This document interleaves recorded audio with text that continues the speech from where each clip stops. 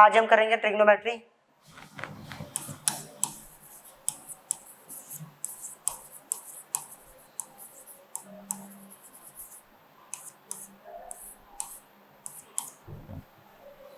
सबसे पहले हम समझेंगे ट्रिग्नोमेट्री का जो मीनिंग होता है वो क्या होता है।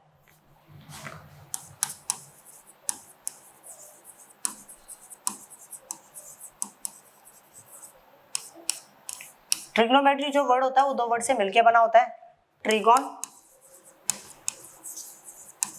और दूसरा वर्ड होता है मैट्रॉन। ट्रिगोन मतलब ट्रायंगल और मैट्रॉन मतलब मेजर। अगर मैं इसकी कंप्लीट मीनिंग की बात करूं तो इसका कंप्लीट मीनिंग होगा ट्रिग्नोमेट्री का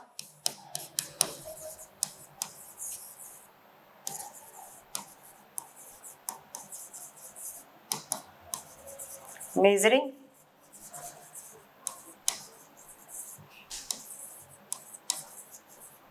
साइड्स और angles of an triangle. Triangle की साइड्स और एंगल्स को मेजर करना मतलब होता है trigonometry.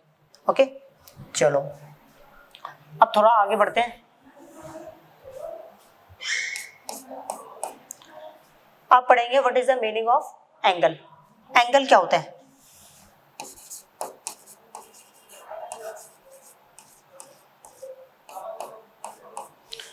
Amount of rotation from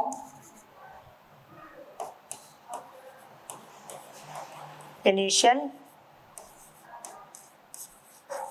side to terminal side.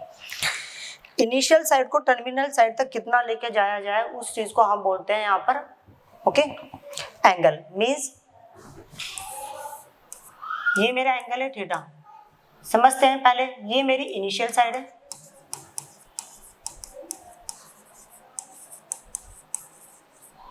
और ये मेरी टर्मिनल साइड है। मींस मैं यहाँ से एंगल मतलब यहाँ से स्टार्ट कर रहा हूँ और यहाँ तक ले जा रहा हूँ, यहाँ से स्टार्ट करके यहाँ तक लेके गया, तो मैं कितना अमाउंट लेके गया हूँ तो दैट इज कॉल्ड एंगल। इस लाइन को यहाँ तक कितना लेके गया हूँ इस चीज को बोला जाता है एंगल। अब आते हैं हम सेंस ऑफ एंगल।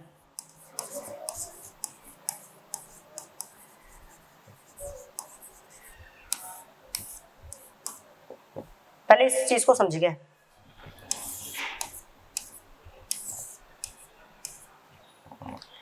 अगर हम एंटी क्लॉकवाइज डायरेक्शन में चलते हैं मींस घड़ी की अपोजिट डायरेक्शन में, तो हमारा जो एंगल होता है वो होता है पॉजिटिव। ओके, और घड़ी की डायरेक्शन में चलेंगे जो हमारा एंगल होगा वो होगा नेगेटिव। क्लियर? चलो अब उसके बाद पढ़ते हैं यूनिट्स ऑफ एंगल्स।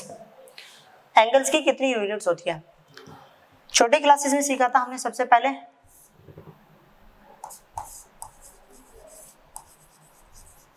डिग्री, उसके बाद एनसीईआरटी तक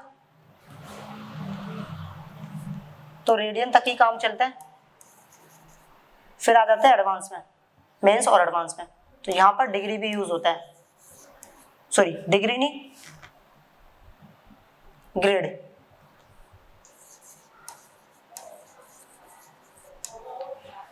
क्लियर? आगे बढ़ते हैं थोड़ा सा।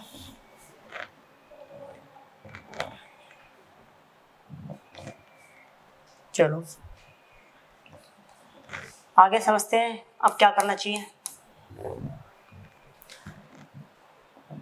अब ऐसा करते हैं, हम पढ़ते हैं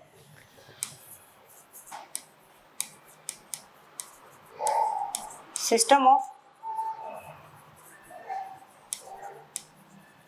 मेजरमेंट ऑफ एंगल्स।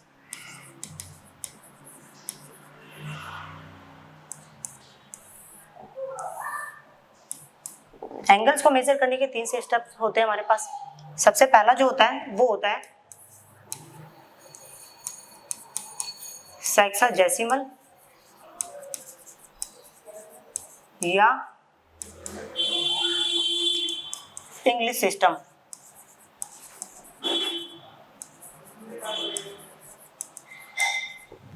दूसरा होता है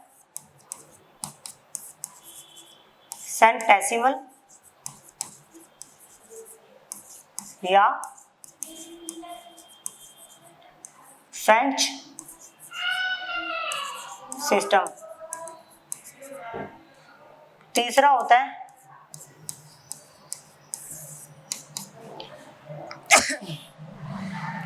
ओके सर्कुलर सिस्टम।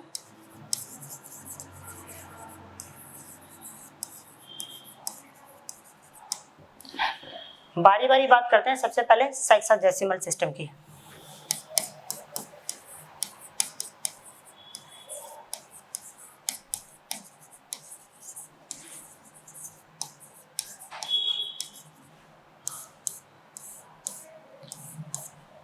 इस सिस्टम में होता क्या है, जो एक राइट एंगल होता है, वन राइट एंगल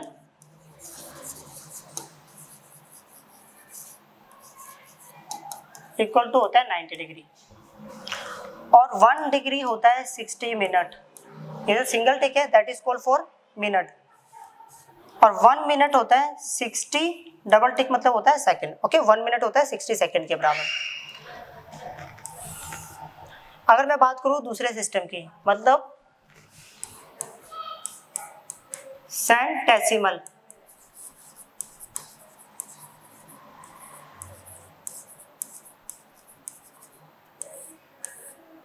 अगर मैं सेंटेसिमल सिस्टम की बात करूं तो यहां पर क्या होता है, जो वन राइट एंगल जो होता है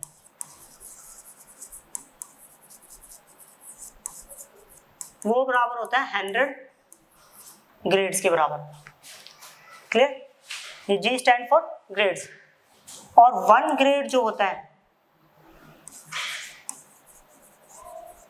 1 ग्रेड इक्वल टू 100 मिनट और 1 मिनट जो होता है इक्वल टू 100 सेकेंड। क्लियर? अब आते हैं हम सर्कुलर सिस्टम में।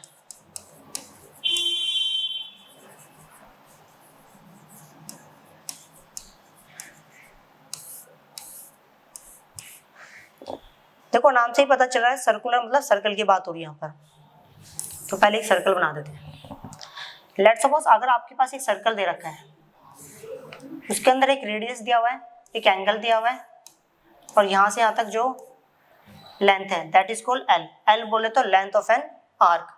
एक एक करके सबको समझाया जाएगा। R stand for radius, theta stand for angle और यहाँ पे जो एंगल निकालेंगे वो हम रेडियन की टर्म में निकालेंगे। ओके एल स्टैंड फॉर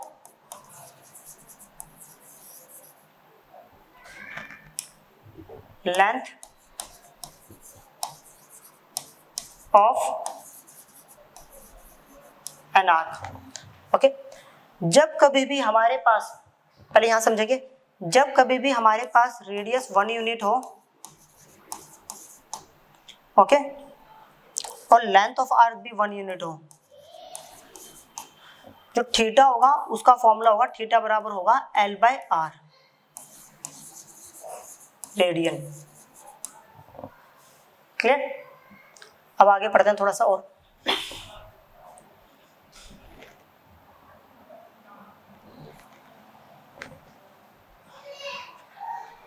अब आ रहा, अब यहां पर हम पढ़ेंगे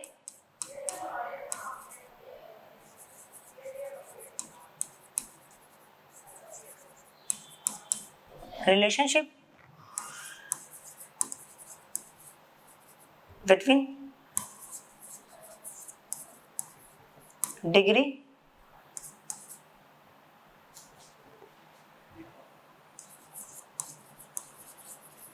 grade and radian. D stand for degree. D by 90 equal to g by 100 equal to 2 times of 100 r by pi. Okay, ये ज्यादातर रिलेशंस आईआईटी मेंस एडवांस पे ज्यादा यूज होता है, बाकी एनसीईआरटी में तो आपका इससे काम चलाएगा पाई रेडियन, और वो रिलेशन आप यहाँ से भी बना सकते हो, pi radian equal to 180 degree. NCERT में इससे काम चलेगा, डिग्री को रेडियन और रेडियन को डिग्री में चेंज करने के लिए हमारे पास ये रिलेशन होता है। रिलेशन फॉर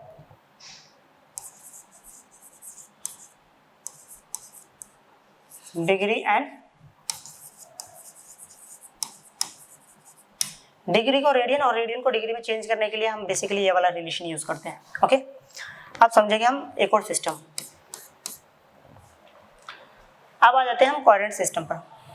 अब हमारे पास एक और सिस्टम होता है कोऑर्डिनेट सिस्टम।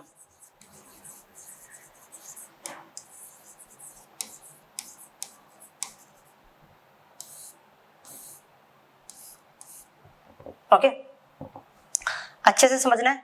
इस कोऑर्डिनेट सिस्टम में सबसे पहले हमें समझना है कि हमें कोऑर्डिनेट बनाना है।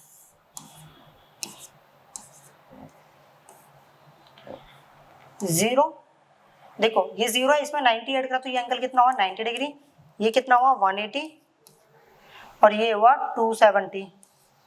और कोई बंदा घूमकर वापस यहाँ पर आता है तो मीन्स इसी चीज को मैं बोल सकता हूँ 360 डिग्री, मतलब एक राउंड। क्लियर?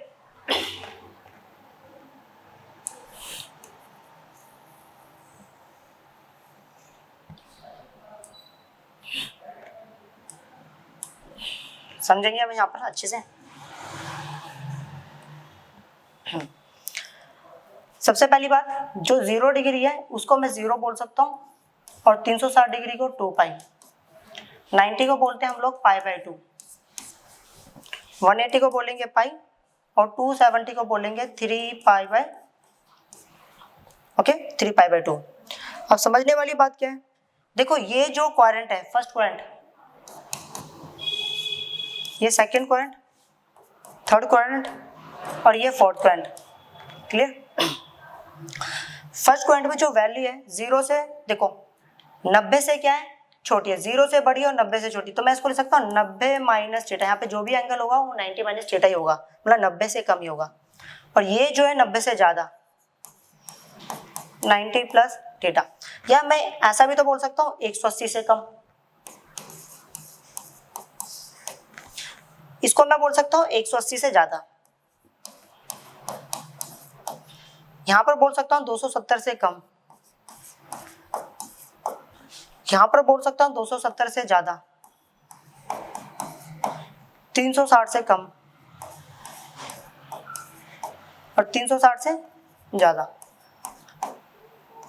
अपन लोगों को इतना ही समझना है, इतने में है। ओके, सारी वैल्यूज हम इजीली फाइंड आउट कर लेंगे।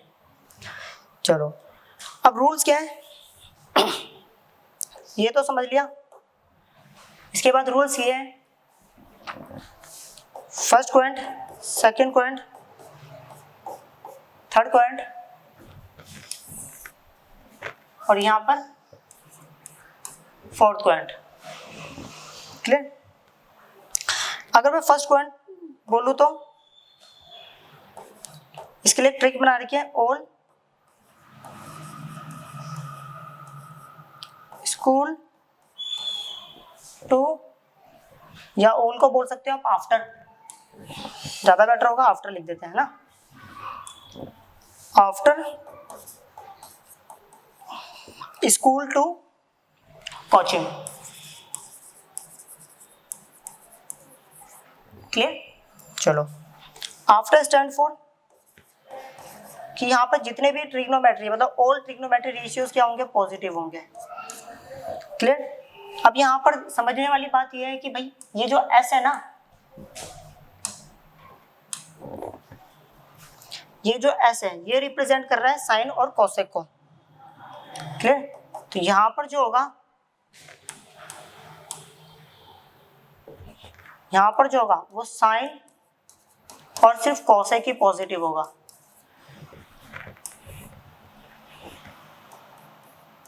ये दोनों पॉजिटिव होंगे। और यह स्क्वायर में जो होगा, T स्टैंड फॉर tan और कॉट, ये दोनों पॉजिटिव होंगे। C stand for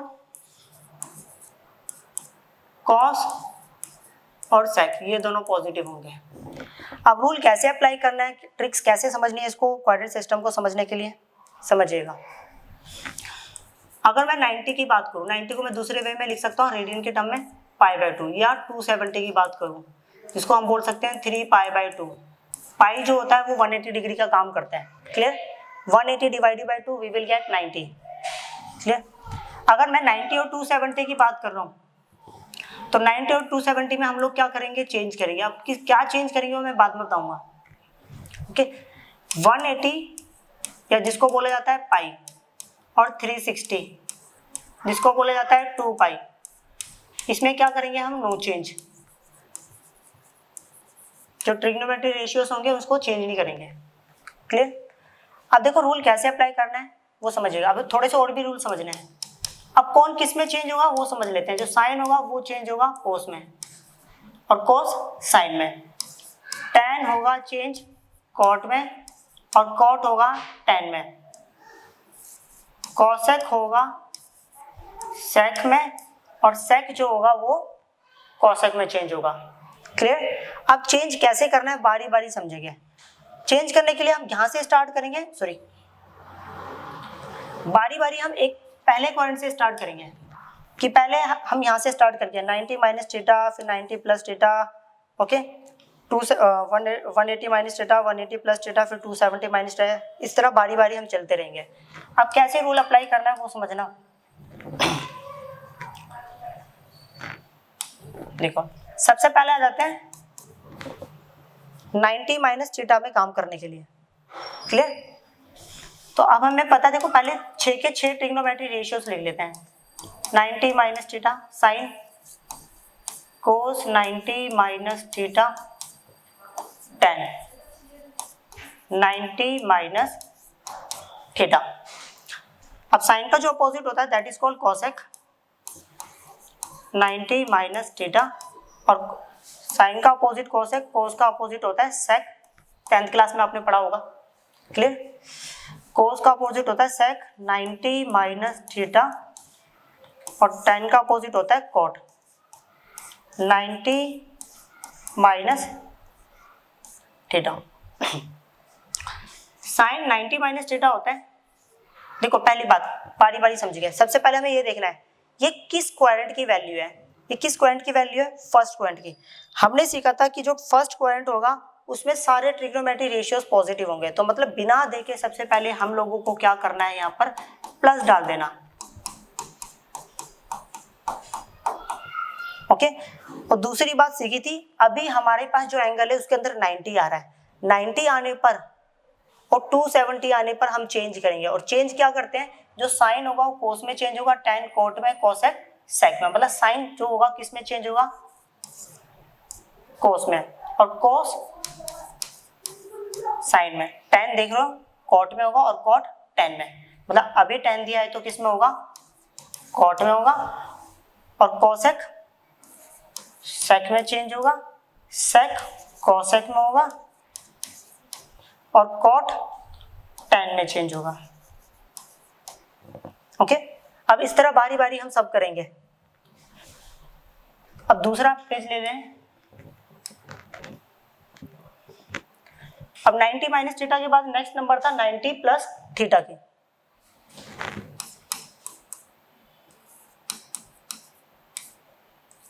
ninety plus theta sine cos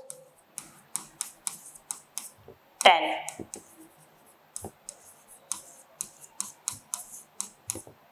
फिर साइन का अपोजिट कोसेक, कोस का सेक, और टैन का कॉट।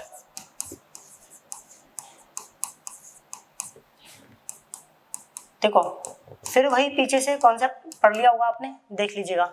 90 लिखा होगा तो हम चेंज करेंगे, और ये किस, सबसे पहले ये देखना होता है किस क्वाड्रेंट की वैल्यू, 90 प्लस थीटा किस क्वाड्रेंट में आ रहा था, ये आ रहा था हमारा सेकंड क्वाड्रेंट में। अगर ये सेकंड क्वाड्रेंट की वैल्यू है तो सेकंड क्वाड्रेंट में कौन कौन पॉजिटिव होता है, साइन और सिर्फ कॉसेक पॉजिटिव होते हैं, और बाकी बचे हुए सारे ट्रिग्नोमेट्री रेशियो नेगेटिव होता है। पहला काम हो गया। अब दूसरी बात, 90 और 270 में हम लोग क्या करते थे, चेंज करते थे। अब चेंज होता क्या था, जो साइन होगा वो देखो 90 लिखा है तो मतलब चेंज होगा, साइन जो है वो कॉस में चेंज होगा, और कॉस जो है वो साइन में चेंज होगा, टैन कॉट में चेंज होगा, और कॉसेक सेक में चेंज होगा, सेक कॉसेक में, और कॉट टैन में चेंज होगा। क्लियर। अब आ जाते हैं नेक्स्ट वाले पर। 90 प्लस थीटा के बाद आ रहा था साइन 180 माइनस थीटा की बारी। क्लियर। बाकी यहाँ पर थोड़ा सा समझा देता हूँ। ये देखो 90 से ज्यादा बोल सकते हैं इसको, 180 से कम भी बोल सकते हैं। Clear. Cos tan cosec sec cot 180 minus theta 180 minus theta 180 minus theta 180 minus theta 180 minus theta. अब समझेंगे यहाँ पर। फिर वही सबसे पहले हमें ये ढूंढना है कि 180 माइनस थीटा किस क्वाड्रेंट की वैल्यू है, तो ये है हमारे पास सेकंड क्वाड्रेंट।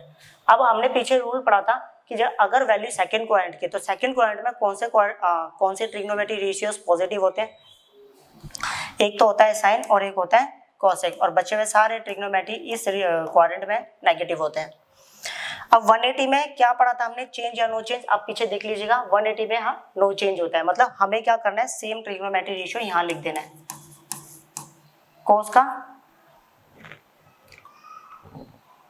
कोस का होगा सॉरी साइन, ओ सॉरी नो चेंज था ना, नो चेंज था, सॉरी मिस्टेक हुई। कोस का होगा कोस, टैन का होगा टैन, कोसेक का होगा कोसेक, सेक का होगा सेक, और कोट का होगा कोट। क्लियर। अब समझना नेक्स्ट। अब 180 माइनस थीटा हो गया, अब हम करेंगे 180 प्लस थीटा। तो sine 180 plus theta cos 180 plus theta tan 180 plus theta cosec 180 plus theta sec 180 plus theta, tan का होता है कोट अपोजिट 180 प्लस थीटा। अब हमें ये देखना है कि सारी वैल्यू किस क्वाड्रेंट की है, मतलब जो एंगल लिखा है ना 180 प्लस थीटा, ये है हमारा। ठीक है। अब ये देखें थर्ड क्वाड्रेंट में जो है हमारे पास कौन कौन से ट्रिग्नोमेट्री रेशियोज जो होते हैं वो पॉजिटिव होते हैं। अभी हमने पीछे रूल पढ़ा था। ओके।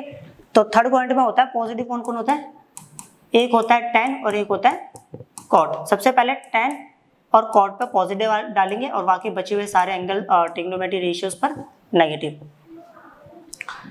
अब देखो ये तो पता चल गया पॉजिटिव नेगेटिव। अब ये किस क्वाड्रेंट की वैल्यू थी, third quadrant. Okay, third quadrant में पॉजिटिव नेगेटिव डाल दिया। उसके बाद कि 180 में चेंज या नो चेंज, नो चेंज, तो साइन का कितना आएगा, साइन, कोस का कोस, टैन का टैन, कोसेक का कोसेक, सेक का सेक, और कॉट का कॉट। क्लियर। चलो अब पढ़ेंगे फिर आगे। अब दोबारा देखना, क्या मैं इसी क्वाड्रेंट को ये भी बोल सकता हूँ 270 माइनस थीटा। तो फिर आगे दोबारा हम sine 270 minus theta cos 270 minus theta tan 270 minus theta sine का opposite cosec 270 minus theta, sec 270 minus theta, और ये tan का हो गया कोट 270 माइनस थीटा। अब देखेंगे सबसे पहली बात, ये किस क्वाड्रेंट की वैल्यू है? ये थर्ड क्वाड्रेंट की वैल्यू है। अगर ये वैल्यू थर्ड क्वाड्रेंट की है तो हमें एक बात पता चला कि थर्ड क्वाड्रेंट में कौन कौन ट्रिग्नोमेट्रिक रेशियोज पॉजिटिव होते हैं। तो दो ट्रिग्नोमेट्रिक रेशियो पॉजिटिव होते हैं, tan और cot, और बाकी सारे नेगेटिव होते हैं। क्लियर? अब 270 में चेंज या नो चेंज, वो रूल्स भी हमने पीछे पढ़े थे। तो 270 में होता है चेंज, साइन जो होगा वो कोस में चेंज होगा, और कोस जो होगा वो साइन में चेंज होगा, tan cot में चेंज होगा, और कोसेक सेक में चेंज होगा, सेक कोसेक में, और कॉट tan में। क्लियर? चलो अब आ जाते हैं हम थोड़ा सा आगे। 270 माइनस थीटा तक हम पहुंच गए थे यहाँ पर, मतलब अब यहाँ पर आएंगे 270 प्लस थीटा। तो पहले लिख लेते हैं sign 270 plus theta, cos 270 plus theta, tan 270 plus theta, और बचे हुए यहाँ लिख लेते हैं साइन का अपोजिट कोसेक 270 प्लस थीटा, फिर कॉस का सेक 270 प्लस थीटा, और tan का कॉट अपोजिट जो होता है 270 प्लस थीटा। चलो अब समझते हैं कि किस क्वाड्रेंट की वैल्यू है। एक सेकंड पहले इक्वल टू डाल देते हैं, थोड़ा इजी हो जाएगा। ये हमारे पास फोर्थ क्वाड्रेंट। फोर्थ क्वाड्रेंट में कौन कौन पॉजिटिव? कॉस और सेक पॉजिटिव, मतलब कॉस और सेक पर पॉजिटिव आएगा और बाकी बचे हुए सारे ट्रिग्नोमेट्रिक रेशियोज पर नेगेटिव आएगा। अब हमने पढ़ा था कि अगर यहाँ पर एंगल में 270 लिखा होगा तो हमें क्या करना है? ट्रिग्नोमेट्रिक रेशियो को चेंज करना है। तो साइन किस में चेंज होगा? कोस में हो जाएगा, और कॉस हो जाएगा साइन में, tan कॉट में हो जाएगा, और कॉट tan में, कोसेक सेक में, और सेक कोसेक में। क्लियर? चलो अब बढ़ते हैं थोड़ा आगे। अब इसी क्वाड्रेंट को मैं ऐसे भी तो पढ़ सकता हूँ 360 माइनस थीटा। तो sine 360 minus theta, cos 360 minus theta, tan 360 minus theta, sine का opposite cosec 360 minus theta. Cosec को कोस का अपोजिट होता है सेक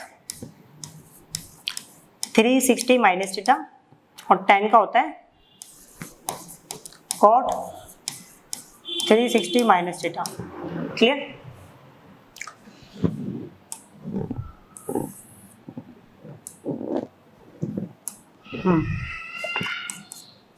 अब हमें एक बात तो पता है कि ये किस क्वाड्रेंट की वैल्यू होती है? फोर्थ। अगर फोर्थ क्वाड्रेंट में जो था हमारा कौन सा ट्रिग्नोमेट्रिक रेशियो पॉजिटिव और नेगेटिव होता है? फोर्थ क्वाड्रेंट में सिर्फ कोस और सेक पॉजिटिव थे और बाकी सारे ट्रिग्नोमेट्रिक रेशियो नेगेटिव है। अब देखो हमने ये पढ़ा था अगर एंगल में 360 लिखा हो तो हम क्या करेंगे? इसको नो चेंज होता है, मीन्स हम इसको सेम उतार देंगे। ओके, साइन थीटा ये हो गया cos theta, tan theta, cosec theta, sec theta, और ये कॉट थीटा। अब समझना, देखो मैं इन्हीं चीज़ों को ना, इतनी चीज़ों को मैं ऐसा भी लिख सकता हूँ, समझिएगा। मान लो मेरे पास यहाँ पर कोई एंगल होता है, मान लो 30 डिग्री। कितना? 30 डिग्री। अगर इसी एंगल को मैं अपोजिट डायरेक्शन में लेके जाऊँ तो मैंने बताया था एंटी क्लॉकवाइज डायरेक्शन में चलेंगे तो पॉजिटिव और क्लॉकवाइज डायरेक्शन में चलेंगे तो नेगेटिव, मतलब -30 हो जाएगा, मतलब सेम एंगल को। तो इसका मतलब है मैं इसी चीज़ को ऐसा भी तो लिख सकता हूँ, साइन माइनस, मतलब साइन 360 माइनस थीटा को मैं लिख सकता हूँ साइन माइनस थीटा। इसको ये लिख सकता हूँ और इसको लिख सकता हूँ कोस को, कोस माइनस थीटा, मतलब सबको ऐसा लिख सकते हैं हम, टेन माइनस थीटा और उसके बाद कोसेक माइनस थीटा और फिर सेक माइनस थीटा और कॉट को भी ऐसे कॉट माइनस थीटा। क्लियर। अब हमारे पास लास्ट बच जाता है, यहाँ लिख देते हैं लास्ट वाला, यहाँ कर देते हैं, कोई बात नहीं, स्पेस है अपने पास। ओके, अब जो लास्ट हमारे पास कॉन्सेप्ट बच रहा है वही समझिएगा। अब बचा हमारे पास 360 प्लस थीटा। क्लियर, ये वाला और कर लेते हैं, sine 360 plus theta cos 360 plus theta tan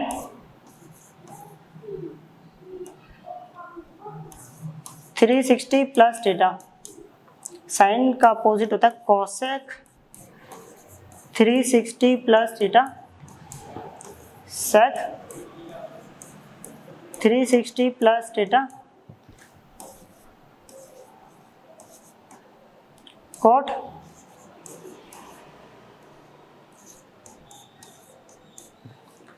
360 plus theta. अब देखो हमें ये समझना पड़ेगा ये किस क्वाड्रेंट की वैल्यू है, ये फर्स्ट क्वाड्रेंट की वैल्यू है। तो फर्स्ट क्वाड्रेंट में सारे ट्रिग्नोमेट्रिक रेशियोज क्या होते हैं, पॉजिटिव होते हैं। तो सबसे पहला काम कि भाई हमें क्या करना है, इसमें बिना देखे पॉजिटिव डाल दो। क्लियर। अब ये बताइए कि जो एंगल है, मैंने बताया था अगर एंगल में 360 और 180 लिखा होगा तो हम नो चेंज होता है, मीन्स साइन का क्या लिखेंगे हम, साइन ये cos theta tan theta cosec theta sec theta cot theta. Okay, अब थोड़ा आगे बढ़ते हैं हम।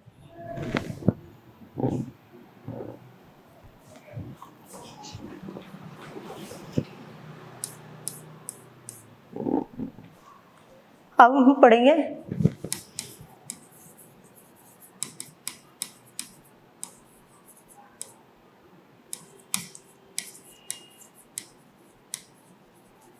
Relationship between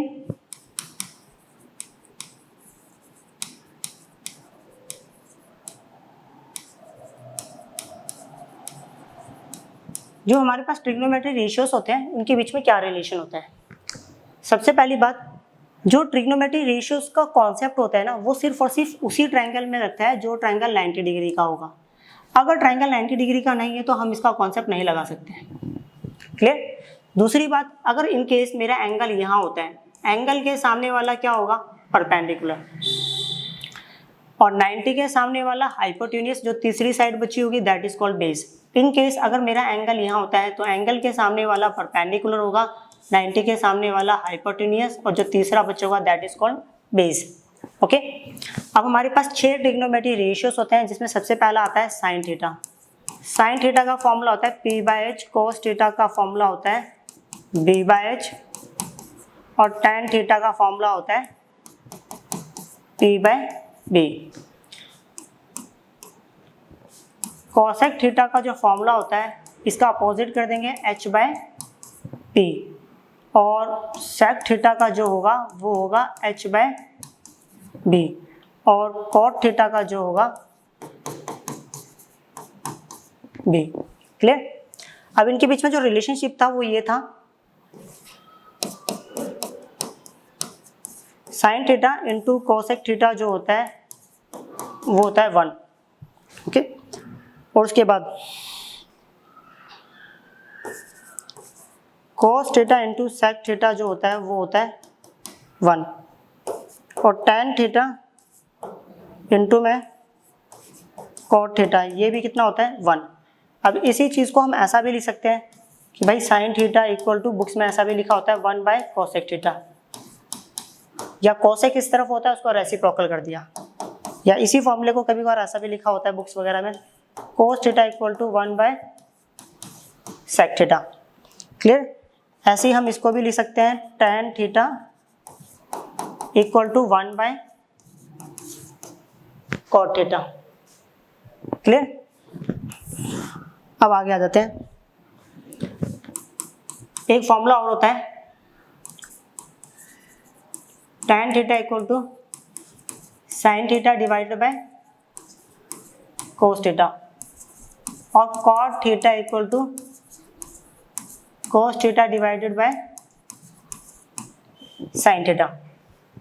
clear? अब कुछ ट्रिग्नोमेट्रिक आइडेंटिटीज पढ़ेंगे हम, जिसमें सबसे पहली आती है sine square theta plus cos square theta equal to 1। अब इन्हीं ट्रिग्नोमेट्रिक आइडेंटिटीज को हम कितने तरीके से ब्रेक कर सकते हैं? एक तरीका तो ये हो गया, हम इसको उठा के यहाँ ले आते हैं, means cos square theta equal to 1 minus sine square theta. या एक फॉर्मूला ऐसा भी बन सकता है कि कोस को उठाकर वहाँ लेके चला जाओ, means sine square theta equal to 1 minus cos square theta. Clear? पहली आइडेंटिटी। अब दूसरी समझेंगे,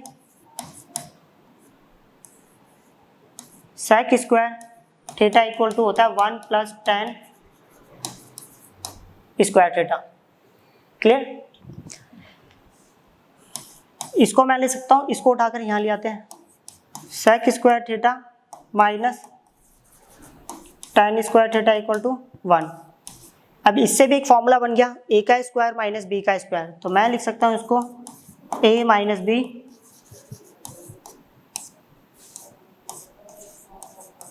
और a प्लस बी। क्लियर? अब नेक्स्ट वाला फॉर्मूला समझेंगे हम,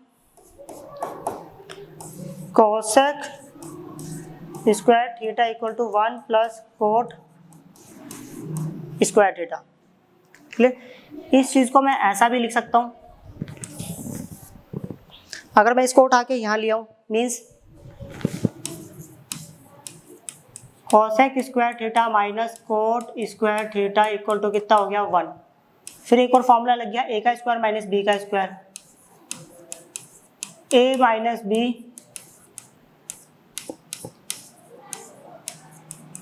a प्लस बी। क्लियर? अब करते हैं आगे।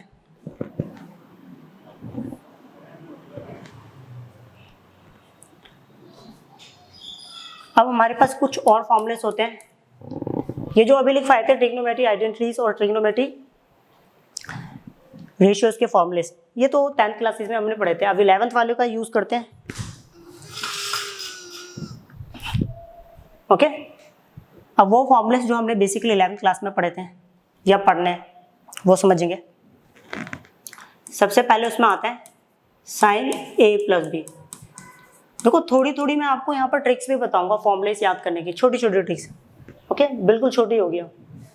साइन a प्लस बी, तो इसका फॉर्मूला होता है sine a cos b plus cos a sine b। Trick क्या है? देखो अगर यहाँ प्लस हुआ तो यहाँ प्लस, मतलब S stand for same. Same बोले तो यहाँ प्लस होगा तो यहाँ पर भी प्लस। ओके? अगर मेरे को साइन a माइनस बी का फॉर्मूला लिखना है तो मैं लिखूंगा sine a minus B equal to होता है sine a cos b minus cos a sine b। अभी बताया है साइन लिखा होगा तो सेम, मतलब माइनस है तो इधर भी क्या आएगा? माइनस। अब दूसरे फॉर्मूले समझेंगे, cos a plus B, formula होता है cos a cos b minus sine a sine b। Clear? Cos a minus b equal to cos a cos b plus sine a sine b। समझेंगे? यहाँ पर c जो था ना वो show कर रहा है चेंज को, मतलब अगर यहाँ माइनस हुआ तो यहाँ पर क्या होगा? प्लस। अगर यहाँ प्लस है तो यहाँ पर क्या होगा? माइनस। अब समझते हैं आगे और फॉर्मूलेस। फिर आता है साइन 2 थीटा। साइन 2 थीटा का फॉर्मूला आता है 2 साइन थीटा इंटू में कोस थीटा। और एक और फॉर्मूला होता है 2 tan theta divided bye 1 plus tan square theta. अब एक बात समझिएगा, यहाँ पर जो s था ना वो रिप्रेजेंट कर रहा है सम, मतलब अगर यहाँ पर s होगा तो यहाँ पर प्लस होगा, मीन्स जब आप tan 2 थीटा का फॉर्मूला लिखोगे तो यहाँ पर माइनस आएगा। तो मतलब एक बारी में दो फॉर्मूले के सिंबल्स याद हो गए। अब आता है उसके बाद cos 2 थीटा। cos 2 थीटा के फॉर्मूले से देखिएगा 2 cos स्क्वायर थीटा माइनस 1, या आप ये वाला भी फॉर्मूला ले सकते हो 1 माइनस 2 साइन स्क्वायर थीटा, या आप ये भी बोल सकते हो cos square theta minus sine square theta.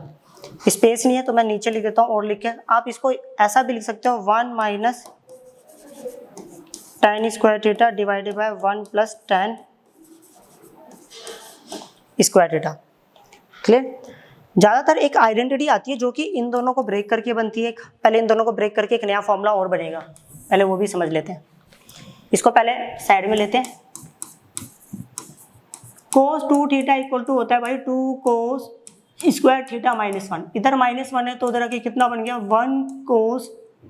1 plus cos 2 theta equal to में कितना हो गया 2 cos स्क्वायर थीटा। क्लियर?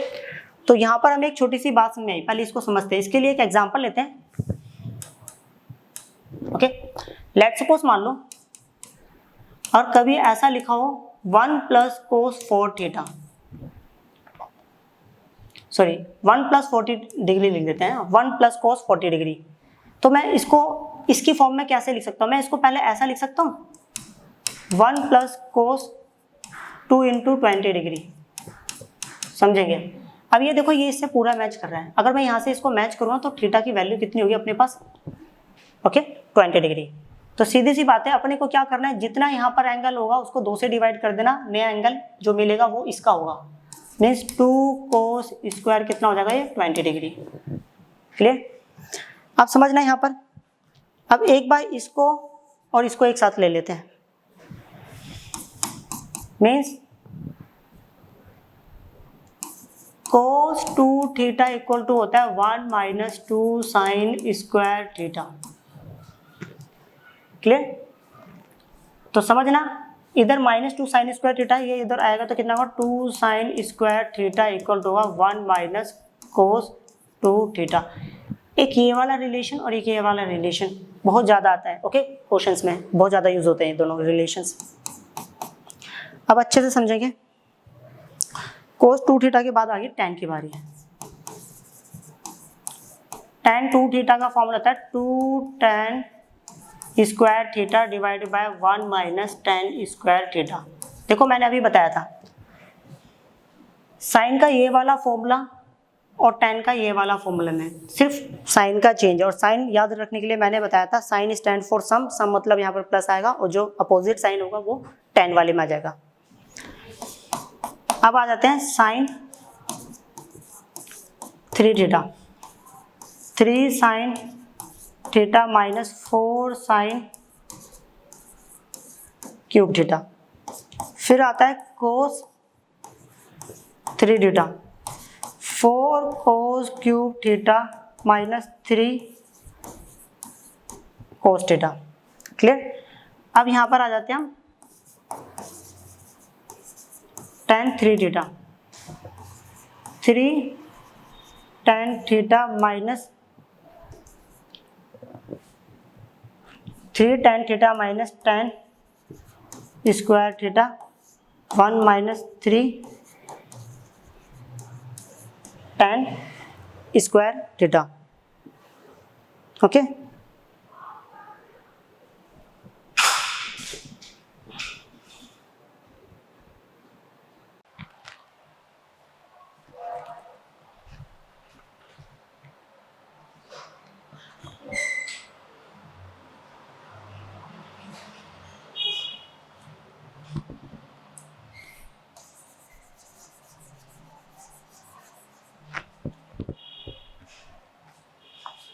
अब करेंगे tan 3 थीटा का फॉर्मूला।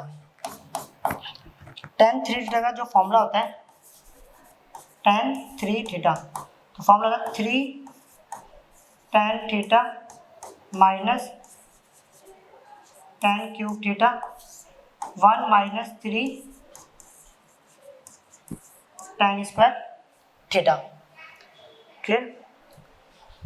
चलो आगे करते हैं।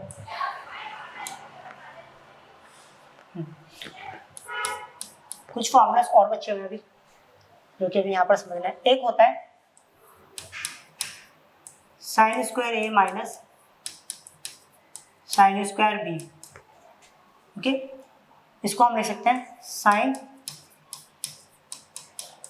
ए minus B sine A plus B. Clear. फिर आते हैं हमारे पास कुछ स्पेशल फॉर्मूलेस और। अगर साइन ए प्लस, अगर आपको इस पैटर्न में फॉर्मूले मिलते हैं sine A plus sine B, तो इसका फॉर्मूला था 2 sine A plus B by 2 cos A minus B by 2। Clear.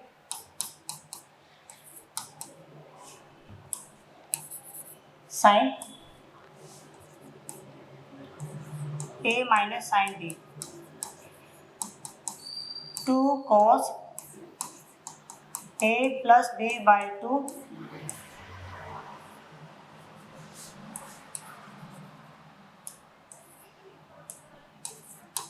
sin a minus b by 2। फिर आता है cos a plus cos b, इसका होता है 2 cos a plus b by 2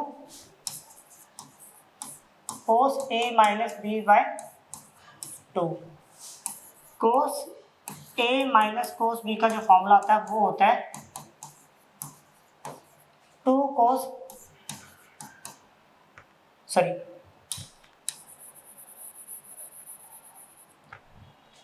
इसका फॉर्मूला था minus 2 sine a plus B by 2 sine a minus B by 2। अब कुछ नए पैटर्न्स के और फॉर्मूलेस पढ़ते हैं।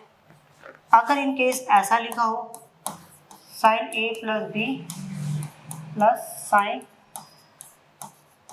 a minus B, sine a plus B minus sine a minus B,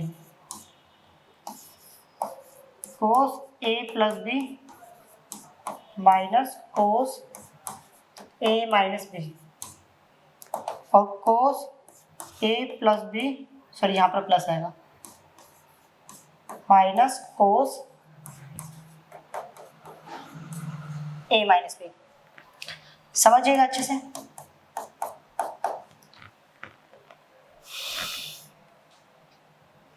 तो इसका फॉर्मूला देखो, समझिएगा, यही होता है फॉर्मूला, बस साइन और कोस लिख दो बस। 2 साइन ए कोस बी, मतलब इन्हीं को लिखने है बस। यहाँ पर आ गया 2 कोस ए साइन बी, 2 कोस ए कोस बी माइनस 2 साइन ए साइन बी। क्लियर। अब करते हैं कुछ और फॉर्मूले से।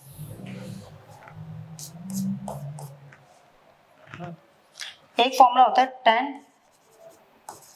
a plus tan b, formula होता है tan a plus tan b 1 minus tan a tan b। अब इसी का माइनस वाला भी पढ़ लेते हैं।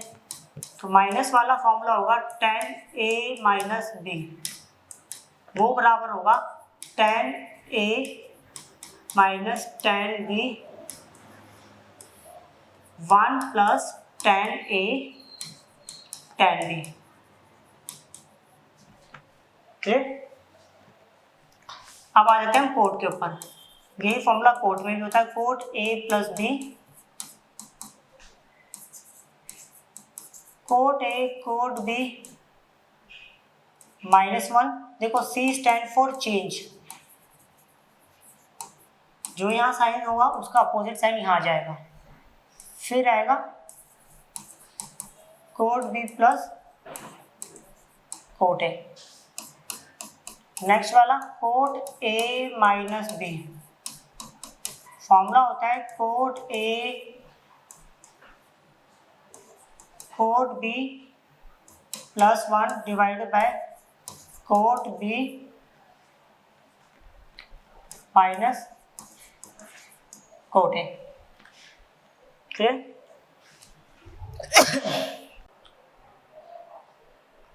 आज हम करेंगे ट्रिग्नोमेट्री रेशियोज के डिफरेंट एंगल्स पर जो टेबल बनती है उसको कैसे बनाया जाता है, उसके लिए क्या ट्रिक्स होती है। ओके, सबसे पहले हम यहाँ पर समझेंगे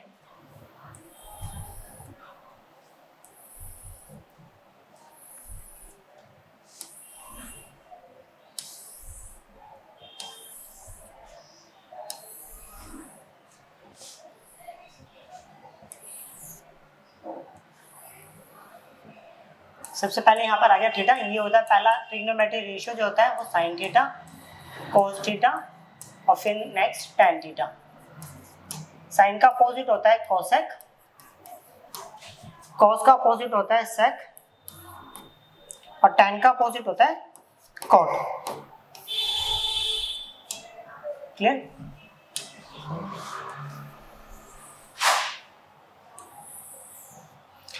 सबसे पहला 0 डिग्री को हम बोलते हैं रेडियन में in terms of radian 0। 30 degree को हम बोलेंगे π/6। 45 डिग्री को हम कहते हैं π/4। 60 डिग्री को π/3 और 90 डिग्री को π/2। क्लियर? 90 में 90 ऐड करा वी विल गेट 180 डिग्री और 180 डिग्री को बोलते हैं हम लोग 2π और 180 में फिर 90 ऐड करा 270 और 270 डिग्री को हम बोलेंगे 3π/2। फिर उसके बाद और पढ़ेंगे हम, आगे की भी पढ़ लेते हैं। ओके,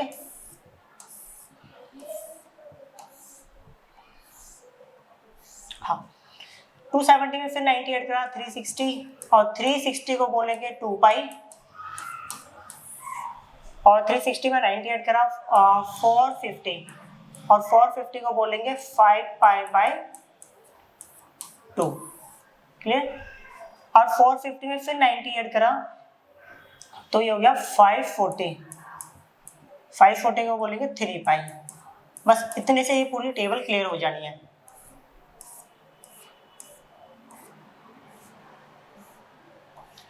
देखो अब समझेंगे।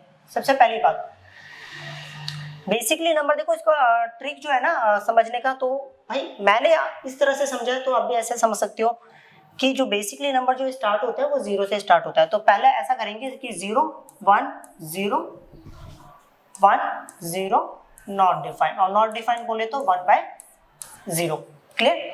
फिर यहाँ पर आता है 1/2 1/√2 और यहाँ पर √3/2। यहाँ पर आ गया √3/2, यहाँ पर आ गया 1/√2 और यहाँ पर आ गया 1/2। ये होता है 1/√3 1 और दैट इज कॉल्ड √3। अगर मैं कॉसेक की बात, देखो ये कॉसेक जो होता है साइन का अपोजिट होता है। ओके, या रेसिप्रोकल बोल सकते हो आप। इसके नीचे 1 लगाया, उल्टा कर दिया तो कितना आ गया 1/0, दैट इज कॉल्ड इंफिनिटी। इसको उल्टा करा, ओके रेसिप्रोकल करा 2 आया, इसका रेसिप्रोकल √2 2/√3 एंड इसका 1। अब बात है इसका करेंगे तो कितना होगा 1, इसका करेंगे 2/√3, इसका करेंगे √2, इसका करेंगे 2। अगर देखो 0 के नीचे 1 लगाया और उल्टा पलट दिया, मतलब रेसिप्रोकल कर दिया तो 1/0 और 1/0 बोले तो इंफिनिटी। क्लियर? अब इसकी बारी 0 के नीचे 1 लगाया और पलटा दिया तो ये आ गया 1/0 और 1/0 को बोलेंगे इंफिनिटी। इसके बाद आता है 1/√3, इसका करेंगे तो कितना होगा √3, इसका 1 और इसका 1/√3। ओके, और देखो 1/0 का रेसिप्रोकल करेंगे तो 0/1 और 0/1 जो होता है दैट इज कॉल्ड 0। अब आगे वाले जो एंगल्स है उसकी वैल्यू कैसे फाइंड आउट करनी है, तो देखो उसके लिए ना एक ट्रिक होता है। ट्रिक क्या है जो 90 वाले होंगे ना उनको एक फैमिली मान लो जिसके नीचे लिखा होगा π/2 3π/2 या 5π/2, या जिसको बोलते हैं हम ओड पाई बाई 2, ओके, और n बिलोंग्स टू z, ये एक फैमिली होती है। मतलब अगर आप n के प्लेस पर कोई भी इंटीजर रखते हो तो ये नंबर जो बनेगा ये ओड वाला, ओड पाई बाई 2 नंबर बनेगा। क्लियर? तो पहले इसकी बात करते हैं। अगर यहाँ पर 1 है तो नेक्स्ट टाइम जो नंबर होगा दैट इज कॉल्ड -1, फिर उसके बाद जो होगा +1। ऑल्टरनेटिवली एक एक बार साइन चेंज होता रहता है। अगर इधर 0 है दैट इज कॉल्ड, यहाँ पर आएगा 0, यहाँ पर भी कितना आएगा 0। अगर इधर इंफिनिटी है तो यहाँ पर भी इंफिनिटी, देन यहाँ पर भी कितना होगा इंफिनिटी। क्लियर? अगर इधर 1 है देन यहाँ पर आ गया -1, यहाँ पर आ गया +1। इधर इंफिनिटी है देन यहाँ पर भी इंफिनिटी, देन यहाँ पर भी इंफिनिटी। क्लियर? अगर इधर 0 है देन यहाँ पर भी 0 और यहाँ पर भी कितना होगा 0। अब दूसरी बात, अगर आपका नंबर n पाई वाला है, n पाई वाला बोले तो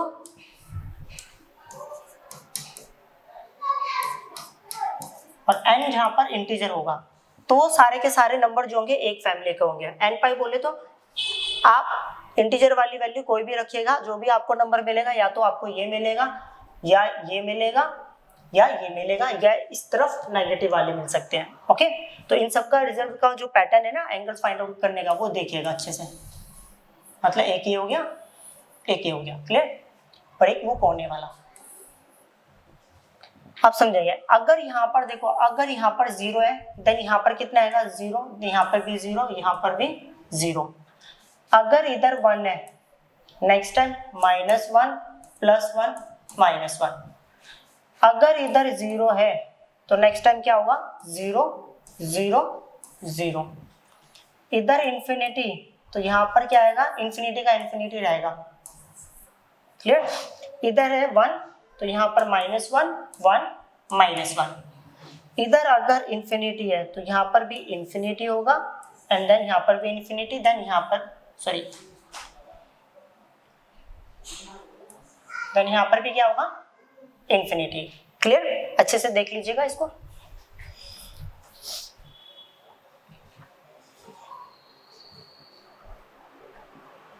अब हम करते हैं कुछ नया।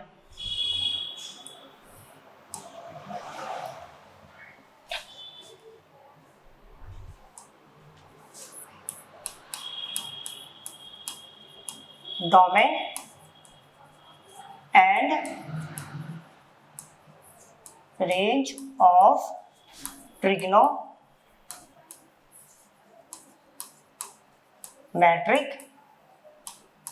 रेशियोज।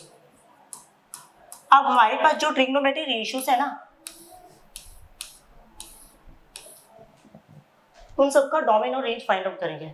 अब यहाँ पर डोमेन और रेंज फाइंड आउट करने का हमारा मेन मोटिव ये है कि जब हम इसका ग्राफ बनाएंगे ना, ट्रिग्नोमेट्रिक जितने भी ट्रिग्नोमेट्रिक रेशियोज है 6 के 6, तो वहाँ पर हमें दिक्कत नहीं आने वाली है ज़्यादा।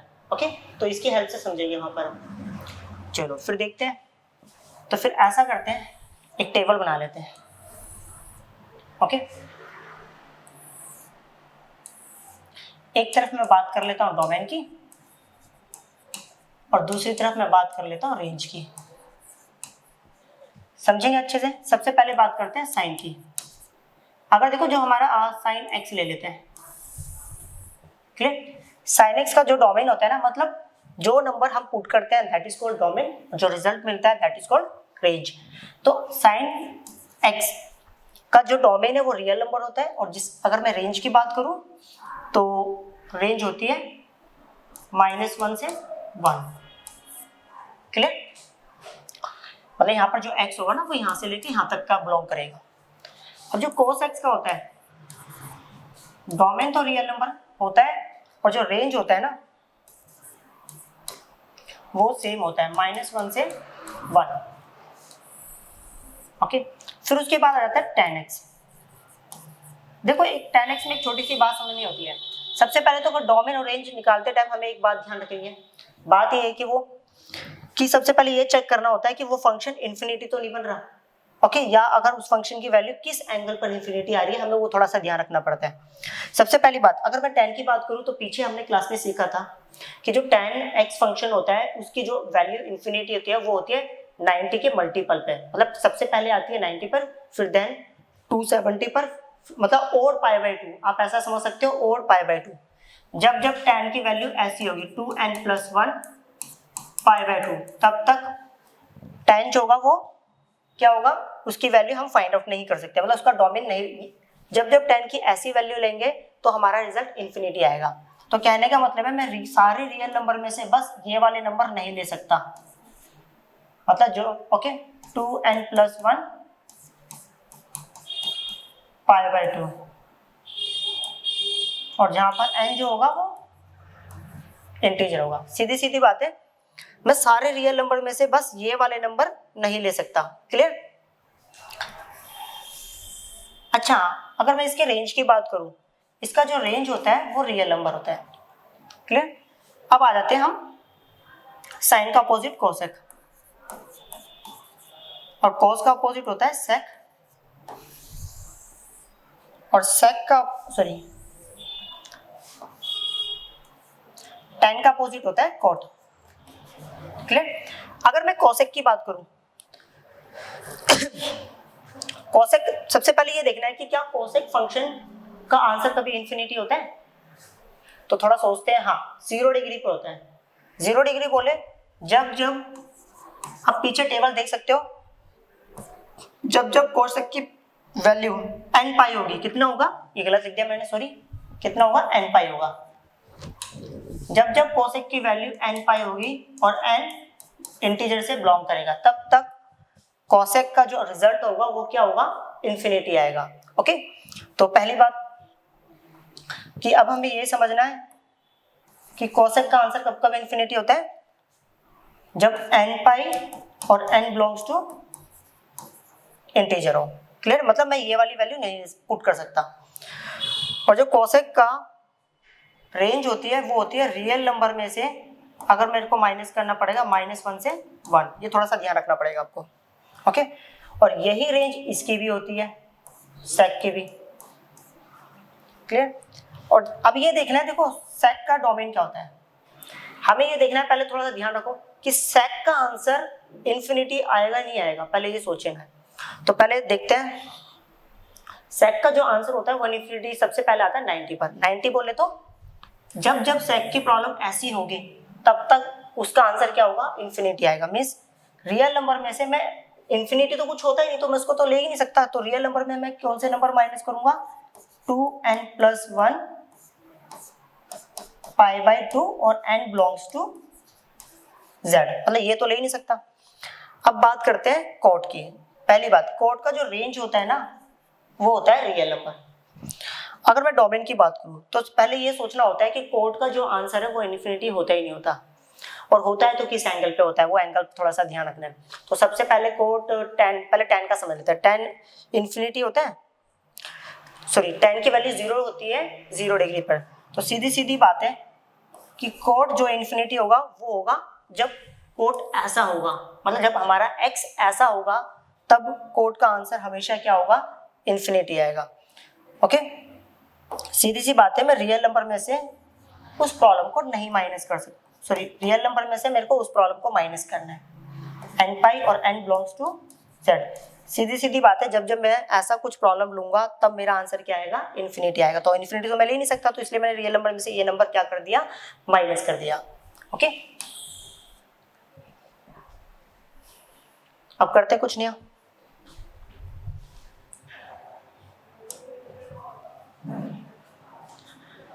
अब हम नया टॉपिक पढ़ेंगे, इसमें समझेंगे अगर कभी भी हमें ऐसी प्रॉब्लम मिल जाए, a sin theta plus b cos theta, इस टाइप के ट्रिग्नोमेट्री जो इक्वेशन होती है, ओके, अगर उसकी मुझे मैक्सिमम और मिनिमम वैल्यू फाइंड आउट करनी हो तो मैं कैसे करूंगा। अगर मैं मैक्सिमम वैल्यू की बात करूं और मिनिमम की, क्लियर, मैक्सिमम वैल्यू जो होती है इसकी होती है √a² प्लस b²। अगर मिनिमम वैल्यू की बात करूं तो -√a² प्लस b²। क्लियर? अब करते हैं कुछ नया। Hello friend, welcome to my YouTube channel. अब हम करेंगे ट्रिग्नोमेट्री, जो रेशियोज होते हैं ना उनके ग्राफ बनाना स्टार्ट करेंगे। सबसे पहले स्टार्ट करते हैं,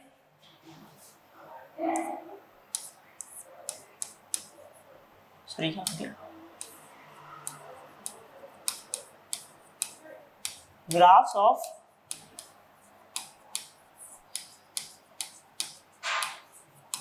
ट्रिग्नोमेट्रिकल रेशियोज। ओके, ये सीबीएसई और नीट दोनों, सॉरी सीबीएसई और आईआईटी, ये दोनों का ही बहुत इंपॉर्टेंट टॉपिक है, समझेंगे इसको अच्छे से। सबसे पहला आता है, जो सबसे पहला ग्राफ होता है ना, वो होता है y equal to sine X. Graph बनाते टाइम हमें दो चीजें ध्यान रखनी है, डॉबिन और इसका रेंज भी। ओके, वो मैं आपको लास्ट क्लास में समझा चुका हूँ, आप देख लीजिएगा मेरी पहली वाली क्लासेस। सबसे पहले देखो, ऐसा करते हैं, थोड़ा बहुत तो टेबल बना ही लेते हैं जिससे कि हमें ग्राफ अच्छे से क्लियर हो जाए। और ऐसा करते हैं, इसके एंगल को थीटा नहीं एक्स मानते हैं, ज्यादा अच्छा होगा। तो ये एक्स ले लिया और ये वाई। तो सबसे पहले स्टार्ट करते हैं 0 डिग्री, 0, 30, 45, 60 और ये हो गया हमारा 90। क्लियर। और दूसरी बात 180, 270, 360, बस इतना ही बहुत है। 0 पर होती है वैल्यू 0, 1/2, 1/√2, √3/2, 1 और ये हो गया 0, यहाँ पर भी 0, यहाँ पर होगा -1। देखो एक बात ध्यान रखनी है हमें, जो sin x फंक्शन की रेंज होती है ना, वो होती है -1 से 1। मतलब sin x फंक्शन का जो भी आंसर होगा, या तो वो -1 हो सकता है या 1 हो सकता है या उसके बीच में होगा। क्लियर। अब बनाते हैं हम इसका ग्राफ।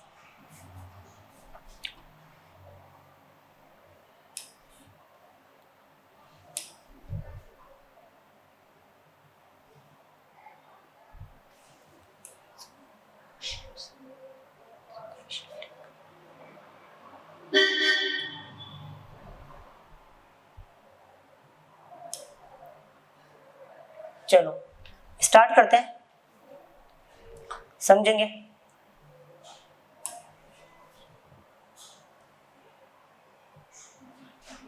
तो ऐसा करते, थोड़ा सा ऊपर लेते हैं इसको।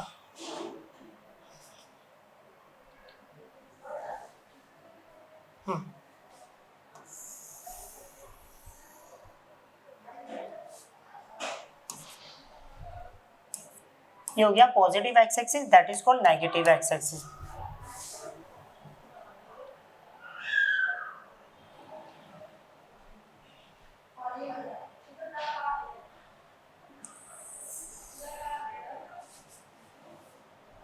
ये positive Y axis, that is called negative Y axis. Clear. चलो शेप पे दोबारा जाते हैं। और दूसरी बात, हमने एक बात सीखी थी, यहाँ पर जो पॉइंट होगा ये 1 का होगा, और यहाँ पर जो पॉइंट होगा दैट इज कॉल्ड -1। क्लियर। अब समझेंगे। देखो सबसे पहले ये देखिए, जब x की वैल्यू 0 थी तो y की वैल्यू भी कितनी थी, 0। मतलब सीधी सीधी बात है, ग्राफ हमारा ओरिजिन से स्टार्ट होगा। ग्राफ ऐसा करते हैं, रेड कलर से बताते हैं। क्लियर।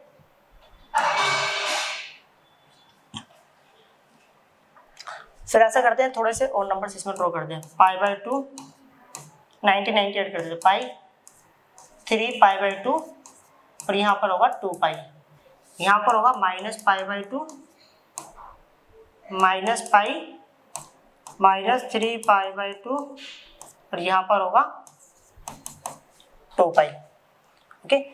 सबसे पहली बात देखो, 0 डिग्री पर जो वैल्यू थी 0 थी, 90 पे कितनी थी, 1। जब 90 होगा तो रिजल्ट कितना होगा, 1 होगा। 180 पे कितना है, ओके 180 पे कितना है, 0, तो यहाँ पर होगा। 360 पे कितना है, ओके 270 पे है -1 बोले तो यहाँ पर, और 360 पे कितना है, 1, सॉरी 360 पे है 0, तो ये रहा। तो मतलब सीधी सीधी बात है, इसका ग्राफ कुछ ऐसे बन के जाएगा।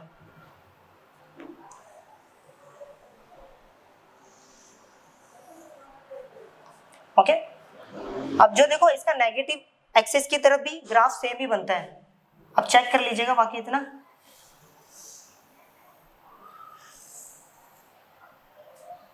Clear.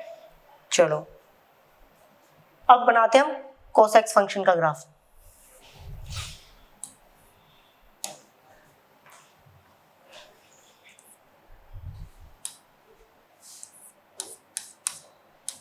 y equal to cos x,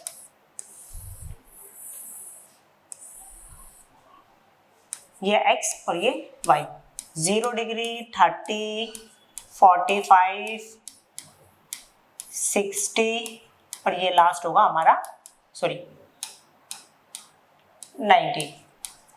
के बाद 90 ऐड करा 180, 270, 360। कोस की वैल्यू 0 पर कितनी होती है 1, इस पर होती है √3/2, यहाँ पर होती है 1/2 और यहाँ पर होती है 1/√2, यहाँ पर होती है 0। अब मैंने एक बात बताई थी, 0 वाले का रिलेशन किसके साथ होता है, इसके और इसके साथ। तो यहाँ पर 1 है तो यहाँ पर -1 और यहाँ पर 1। 90 की देखो 90 वाले का रिलेशन होता है इनके साथ, क्लियर। अगर ये 0 है तो ये भी कितना होगा 0। अब बनाते हैं इसका ग्राफ।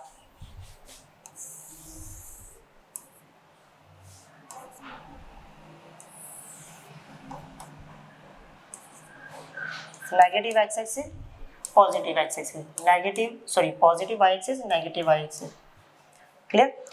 देखो अब हमने देखो इसकी जो रेंज थी ना वो हमने पढ़ी थी कि जो -1 से 1 होती है, मतलब सीधी सीधी बात है, जो कोसेक्स का जितने भी रिजल्ट्स होंगे वो सिर्फ -1 और 1 हो सकते हैं या उसके बीच में हो सकता है, क्लियर। तो अब स्टार्ट करते हैं। ऐसा कर लेते हैं, मान लेते हैं कि ये जो नंबर होगा ये हमारा 1 होगा और ये जो नंबर होगा ये हमारा -1 होगा, ओके। यहाँ पर रिप्रेजेंट कर रहे हैं π/2, पाई, 3π/2, 2π, ये हो गया -π/2 पाई, 3π/2, 2π, क्लियर। सबसे पहले हमें ये देखना पड़ेगा, जब 0 डिग्री एंगल था तो रिजल्ट कितना था 1, तो सीधी बात है जब x 0 है तो y कितना है 1, मतलब यहाँ से स्टार्ट होगा हमारा ग्राफ बनना, ओके। पहले पोज यहाँ से, फिर उसके बाद आते हैं, जब x की वैल्यू 90 डिग्री थी तो y की वैल्यू कितनी थी 0। अगर हमारा x कितना है 90 डिग्री और y कितना है 0, मतलब यहाँ आएगा पॉइंट और ये पॉइंट ऐसे आएगा, क्यों, क्योंकि इसके बीच में भी तो एंगल है। अगर आप इन एंगल्स की वैल्यू निकालोगे तो ये ओके डाउनवर्ड नीचे जाता रहेगा। नीचे जाने के बाद फिर आप देखिएगा 180 पे कितनी वैल्यू होगी -1, यहाँ से 180, यहाँ से -1, ये रहा। फिर कितना है 270 पे कितना है, 180 पे -1 थी, 270 पे कितना है 0 है, 270 पे 0 बोले तो ये रहा। फिर उसके बाद 360 पे कितना है 1, 360 पे 1 बोले तो +1, क्लियर। तो ये ग्राफ कुछ ऐसे घूमता हुआ यू ऐसे जाएगा, क्लियर। और सेम वे में ये यहाँ से भी जाएगा, पहले यहाँ से जाएगा, अभी देखो सिमेट्रिक होता है बिल्कुल पॉजिटिव एक्सिस। देखो जो ग्राफ यहाँ वाला है वही शेप यहाँ पर बननी है, ओके। बाकी आप कर लीजिएगा, इसमें एक बार यहाँ पर आएगा एंड देन यहाँ पर आएगा और यहाँ पर,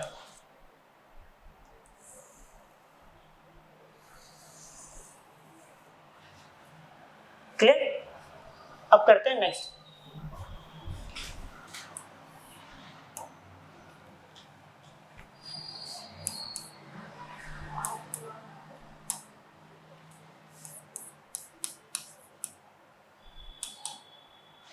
फाई इक्वल टू 10x का ग्राफ। पहले थोड़ी वैल्यूज फाइंड आउट कर लेते हैं ना, ज्यादा अच्छा रहेगा। तो x y 0 डिग्री, 30, 45, 60, 90, 180, 270, 360, 450। अगर जरूरत पड़ेगी तो लेंगे 450, अदरवाइज नहीं। तो ये कितना हो गया, 0 डिग्री पे जो tan की वैल्यू होती है वो होती है 0, 90 पे होती है इन्फिनिटी, ओके। और ये होती है 1/√3, 1 और ये होती है √3, ओके। अब हमने बात सीखी थी जो 0 डिग्री का रिलेशन इनके साथ होता है, सॉरी अगर यहाँ 0 है तो यहाँ पर भी 0, यहाँ पर भी 0। और 90 वालों का रिलेशन, जो 90 वाले होते हैं उनका रिलेशन इनके और इनके साथ होता है। ओके, अगर इधर इन्फिनिटी देन यहाँ पर भी इन्फिनिटी, देन यहाँ पर भी क्या हो गया, इन्फिनिटी। अब जो आपको पॉजिटिव में दिख रहा है वैसे ही नेगेटिव में भी होता है, ये भी थोड़ा सा ध्यान रखना है। ओके, जो वैल्यूज यहाँ पर जैसी दिख रही है ना आपको, जैसे फॉर एग्जांपल 90 डिग्री पे ओके क्या दिख रहा है हमें, पॉजिटिव इन्फिनिटी दिख रहा है, तो -90 डिग्री पे कितना होगा, नेगेटिव इन्फिनिटी रिजल्ट होगा हमारा। क्लियर? चलो अब इसका ग्राफ बनाते हैं। सबसे पहले हाँ एक छोटी सी बात और ध्यान रखनी है, जो tan x था ना, ये जो फंक्शन है इसके डोमेन और रेंज की बात कर लेते हैं। अगर मैं इसके डोमेन की बात करूँ, वैसे तो मैं पीछे समझा चुका हूँ क्योंकि यहाँ पर इसका यूज होने वाला है। ओके, डोमेन तो आपको दिख रहा है जो नंबर पुट कर रहे हैं, बस आप ये देख लो इसका रिजल्ट नेगेटिव कहाँ का होता है। नेगेटिव होता है डोमेन कि रियल नंबर में से हम सिर्फ ये 90 के जो 90, 270, 450 इसको बोलते हैं ओड π/2, ओड π/2। और जहाँ पर n जो होता है ना वो इंटीजर होता है। सीधी सीधी बात है, अगर मैं रियल नंबर में से ये वाले, देखो आप n के प्लेस पे कोई भी एक इंटीजर वाला नंबर रखिएगा, पहले तो ये मिलेगा वरना नेगेटिव -90 आ जाएगा। ओके, ये सारे नंबर्स मिलेंगे, ये क्लियर। अब इसकी मैं रेंज की बात करूँ ना, जो इसका रेंज होता है वो होता है रियल नंबर। ओके, सीधी सीधी बात, डोमेन जो होता है रियल नंबर में से बस हम ये वाले नंबर नहीं ले सकते, बाकी सारे नंबर हम पुट कर सकते हैं और जो रिजल्ट मिलेगा वो क्या मिलेगा, रियल नंबर मिलेगा। मैं बनाते हैं ग्राफ।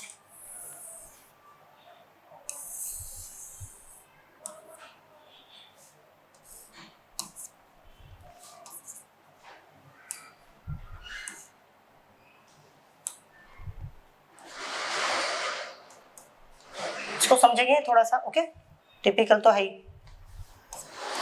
π/2 पाई 3π/2 2π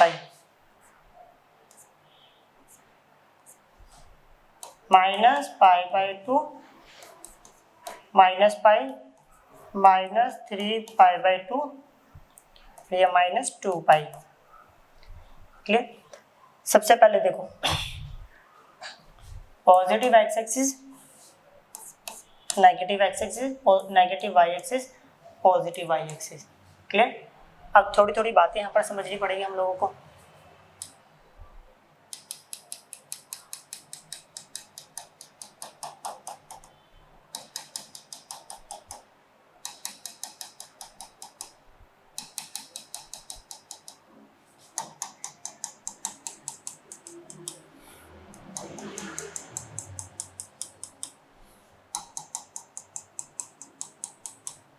चलो अब देखते हैं और थोड़ा सा इधर भी कर लेते हैं।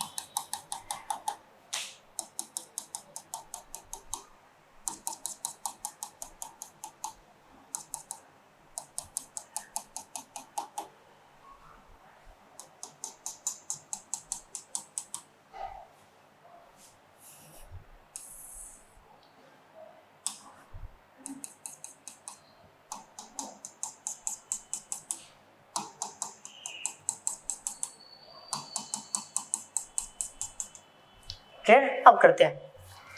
सबसे पहले ये देखते हैं कि हमारी जो 10 की वैल्यू इन्फिनिटी होती है। देखो सबसे पहली बात, जो हमारी 10 की वैल्यू 0 होती है कब कब होती है, एक तो 0 डिग्री पे होती है, एक 180 पे होती है, एक 360 पे, मतलब n पाई पर इसकी वैल्यू क्या होती है, 0 होती है। तो सीधी सी बात है, जब जब वैल्यू n पाई होगी, n पाई बोले तो एक तो 0 पे हमारा रिजल्ट आएगा, एक 180 पे 0 आएगा और एक 360 पे 0 आएगा। क्लियर? ऐसे अब जो रिजल्ट यहाँ मिल रहे हैं वैसे ही सेम रिजल्ट पीछे नेगेटिव में भी मिलेंगे। मीन्स एक तो यहाँ पर होगा इसमें 0 और एक होगा यहाँ पर 0 होगा। क्लियर? बाकी आप चेक कर लीजिएगा। ओके, अब देखते हैं। पहली बात आप देखना यहाँ से,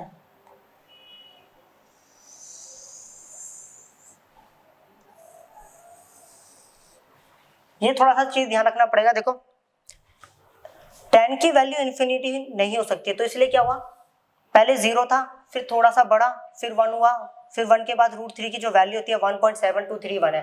जैसे जैसे x बढ़ रहा है तो वैसे वैसे y भी क्या होता जा रहा है, बढ़ता जा रहा है। ओके, फिर एक टाइम ऐसा आ रहा है कि इन्फिनिटी, कि 10 की वैल्यू इन्फिनिटी नहीं हो सकती। मतलब सीधी सी बात है, मैं इस लाइन को इस लाइन के मतलब रेड वाली लाइन को ग्रीन वाली लाइन पर टच नहीं कर सकता हूँ, बिकॉज ऑफ रीजन, क्योंकि वो तो इन्फिनिटी इन्फिनिटी तो मतलब नॉट पॉसिबल टू फाइंड, वो हम तो निकाल ही नहीं सकते उस रिजल्ट को। तो इसलिए क्या हुआ कि फिर ये आगे जाके इसके बिल्कुल पैरेलल ऊपर तो चलता गया। क्लियर? अब ऐसे यहाँ समझिए, देखो यहाँ से समझिए 180 थी, फिर रिजल्ट ऐसा गया और इन्फिनिटी कब हो रहा है 270 पे, बस ये ध्यान रखना है। तो इसके क्या होगा फिर धीरे धीरे धीरे धीरे जाकर इसके बिल्कुल पैरेलल। ओके, तो ये 90 के पैरेलल होगा, क्योंकि 90 तो हो ही नहीं सकती। क्लियर? 90 डिग्री तो हम ले ही नहीं सकते क्योंकि इन्फिनिटी आंसर। अब सेम रिजल्ट यहाँ पर भी है। अब वही चीज सोच लीजिए, ये यहाँ से जा रहा था और कहाँ तक था, ये रहा। क्लियर?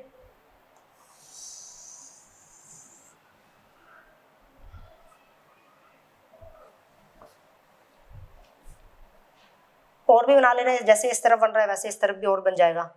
चलो ये वाला भी ट्राई करते हैं। दोबारा इन्फिनिटी कब आ रहा था, एक बार देखते हैं। थोड़ा सा और बड़ा ग्राफ बनाते हैं। ओके, अब बड़ा ग्राफ बनाने के लिए नंबर और बड़े लेने होंगे हमें। तो यहाँ पर क्या था 360, तो यहाँ पर ले लेते हैं 5π/2, 5π/2 बोले तो 450। क्लियर? तो यहाँ पर भी ले लेते हैं 5π/2 नेगेटिव। अब थोड़ा सा और समझते हैं।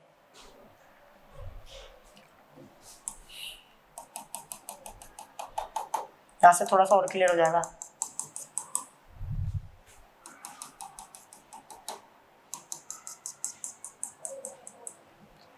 देखिएगा यहाँ से हम कहाँ तक पहुंच गए थे, यहाँ तक पहुंच गए थे। अब दोबारा जो वैल्यू है वो 0 डिग्री कब थी 360 पर, ये ले लिया।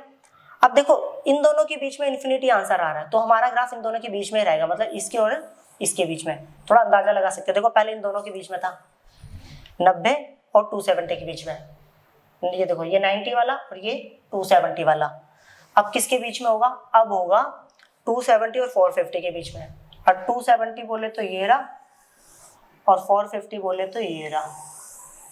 क्लियर? ऐसे यहां समझ लेते हैं 270 और 450, ये रहा 450 और ये रहा 270, बिल्कुल पैरेलल। क्लियर? अब हम करते हैं गाइस, बनाते हैं इसका नेक्स्ट ग्राफ।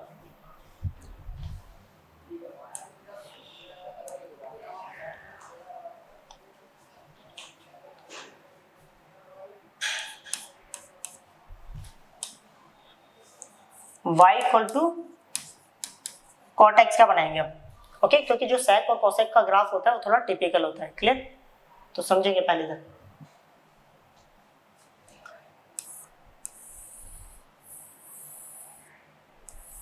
ये थोड़ा थोड़ा 10x के सिमिलर ही होता है, मतलब थोड़ा थोड़ा वैसे ही दिखेगा, बस डायरेक्शन चेंज हो जाएगी इसकी। 0, 30, 45, 60, 90, 180,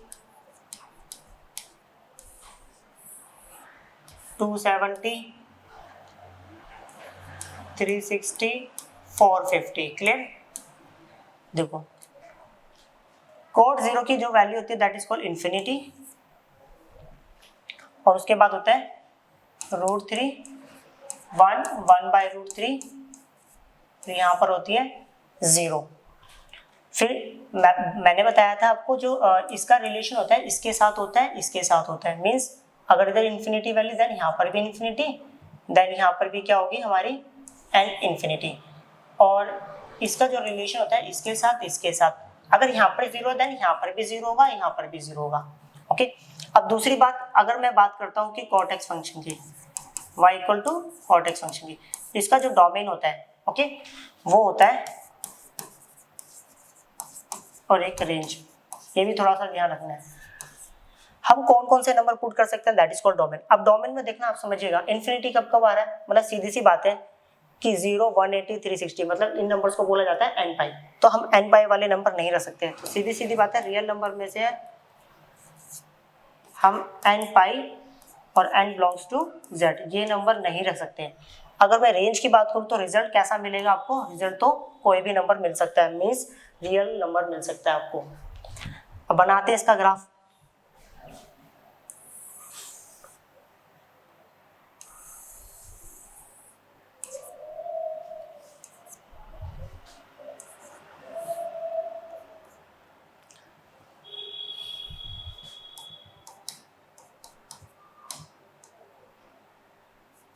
पाई, 3 pi by 2, 2 pi, 4 pi by, sorry mistake हो गया, यहाँ पर 5 पाई बाय 2 आता है, गलती से लिख दिया है, तो ये आएगा 5 पाई बाय 2। क्लियर? चलो अब वैल्यू यहाँ पे भी लेते हैं, minus pi by 2 minus pi, यहाँ पर आएगा माइनस 3 पाई बाय 2 माइनस 2 पाई, यहाँ पर लेंगे माइनस 5 पाई बाय 2। क्लियर? अब देखना,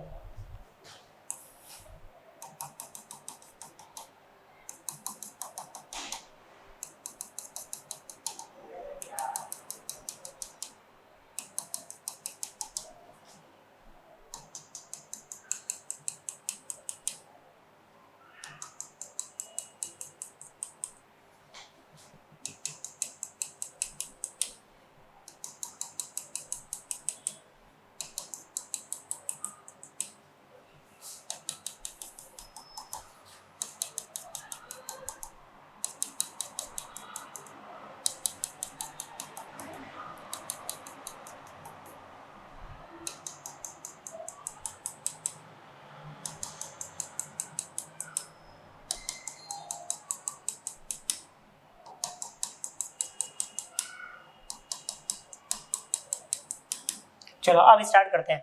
सबसे पहले हमें ये देखना है कि हमारा आंसर 0 0 कब आएगा।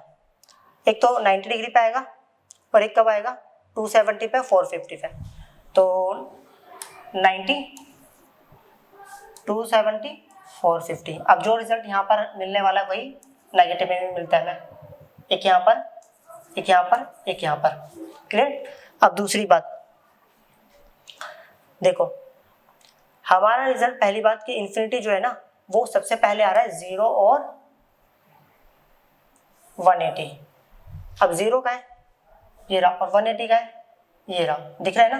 तो आप समझिए 0 और 180 के बीच में एंगल बढ़ रहा है और ये, अच्छा 0 ये रहा, 180 ये रहा। क्लियर?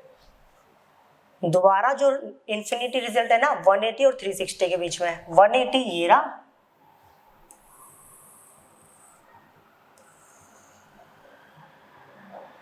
180 ये रहा,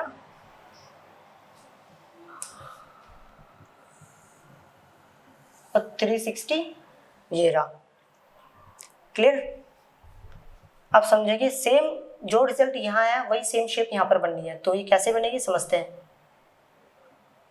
180 पर इन्फिनिटी है ना, तो यहाँ पर ऐसे ये ऐसे जाएगा और दोबारा इन्फिनिटी कब है, एक 0 पर था और एक तो ये ऐसे जाएगा। क्लियर? फिर नेक्स्ट टाइम था ये जो था 180 बोले तो 360 अब यहाँ से और 3 pi by 2 pi 3 pi by 2। अच्छा 180 पर तो इन्फिनिटी था तो ये ऐसे जाएगा। क्लियर? अब हम करते हैं नेक्स्ट ग्राफ।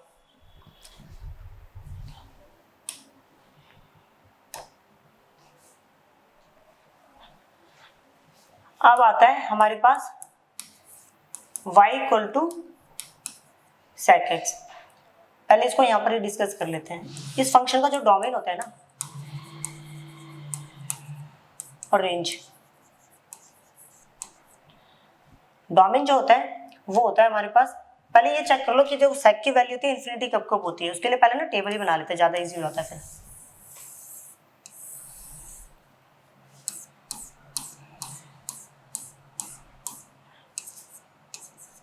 0, 30, 45, 60, 90, 180, 270, 360, 450। क्लियर? अगर मैं इसके डोमेन की बात करूं तो सबसे पहली बात, पहले इसको टेबल तो सोल्व कर लेते हैं। कोस की वैल्यू 0 कब होती है? कोस की वैल्यू 0 होती है 90 पर। ओके, तो यहां पर आ गया इन्फिनिटी, यहां पर आएगा 1, और फिर नेक्स्ट टाइम यहां पर आएगा कोस की 30 पर कितनी होती है? तो ये होगा 2/√3, ये होगा हमारे पास √2 और ये होगा 2। क्लियर? अब आ जाते हैं 0 वाले का रिलेशन इसके साथ होता है, तो यहाँ पर कितना आ गया? -1, और फिर ये +1। 90 वालों का रिलेशन इसके और इसके साथ होता है, मीन्स ये इन्फिनिटी, देन यहाँ पर भी इन्फिनिटी, देन यहाँ पर भी इन्फिनिटी। अब इसका जो डोमेन होता है, तो हमें एक बात पता चल गई, इन्फिनिटी कब कब आ रहा है? 90 के ओड π/2 पर। तो सीधी बात है, रियल नंबर में मैं सिर्फ ओड 2n+1 π/2 इन नंबर को नहीं ले सकता, और जहां पर मेरे पास n क्या है? इंटीजर है। ओके, अब दूसरी बात, इसकी जो रेंज होती है वो क्या होती है? रियल नंबर में मैं -1 और 1 यहाँ तक का रिजल्ट नहीं ले सकता। रियल नंबर में से सारे रिजल्ट्स माइनस कर दो तो जो रिजल्ट्स आएंगे वो हमारी रेंज होती है। अब बनाते हैं इसका ग्राफ।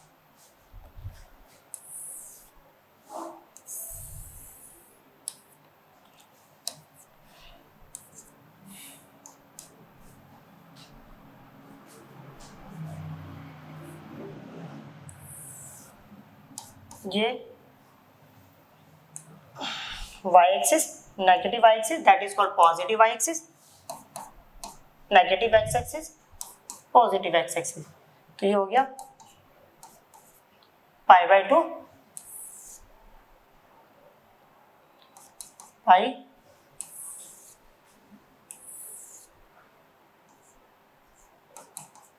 3 π/2 2 पाई।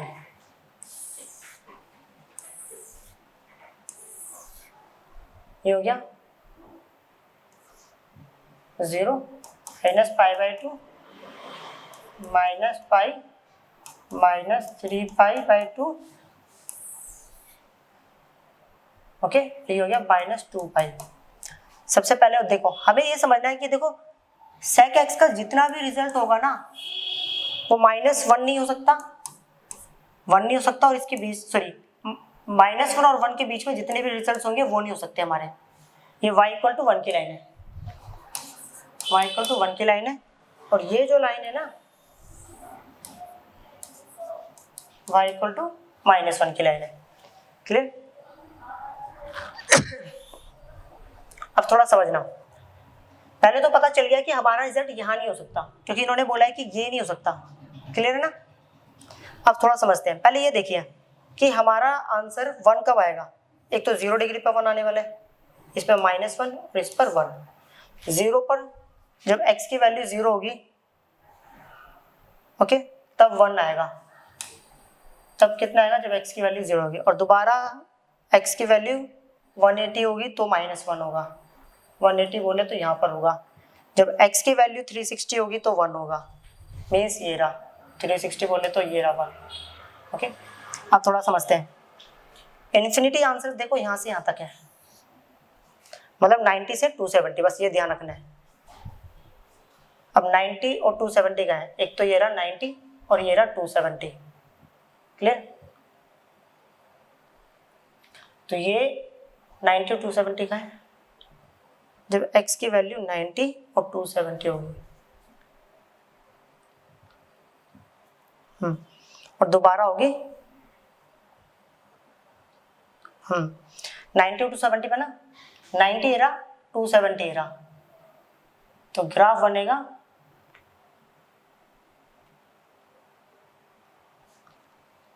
अच्छा 90 270 के बीच में कितना है? -1 था, तो -1 ये रहा ना, 90 का है ये रहा और 270 ये रहा, तो ये ऐसे बनेगा। क्लियर? फिर दोबारा देखेंगे, दोबारा इन्फिनिटी हो रहा है इसके और इसके बीच में 270 और 450 में। 270 ये रहा, 270 ये रहा और 450 आगे होगा, उसके बीच में फिर क्या है हमारा रिजल्ट जो है वो 1 है। तो 270 और 450 1, तो बोले तो अगर मैं 450 की लाइन यहाँ डाल दूँ, ये हमारी क्या है 450 की, मीन्स ये हो जाएगा 450 बोले तो 5 पाई बाई 2, कितना 5 पाई बाई 2,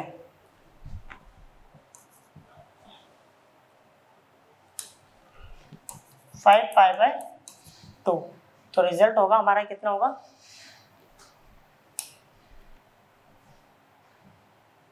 कितना था 270 और 450 के, ये 270 है, 400, ओके। इसके बीच में जो रिजल्ट होगा ना, देखो 360 पे जब होगा तो इसकी वैल्यू 1 होगी, तो जो रिजल्ट्स होंगे वो यहाँ होंगे। अब थोड़ा और समझते हैं, अब जो हमने यहाँ काम करा है वही नेगेटिव में भी होगा, ओके, समझने वाली बात है, समझ रहा।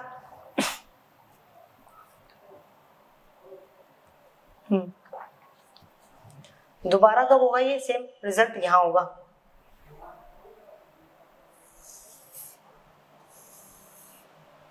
और यहाँ पर कहाँ होगा, एक देखो एक यहाँ पर भी होगा, समझिएगा। अगर 90 यहाँ पर है तो -90 पे होगा, -90 और +90 के बीच में भी, ओके, -90 पर भी इंफिनिटी होगा और +90 पे भी इंफिनिटी है, और इसके बीच में एक 1 है, तो मतलब एक रिजल्ट यहाँ पर भी होगा, हमें कहीं मिलेगा, ये रहा -90 और ये +90, क्लियर। और फिर नेक्स्ट वाला जो होगा वो होगा हमारा यहाँ पर,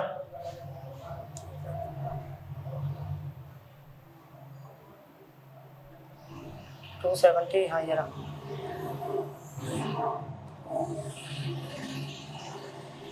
क्लियर, इसको समझ लीजिएगा अच्छे से। अब हम करेंगे कोसेक एक्स फंक्शन का ग्राफ।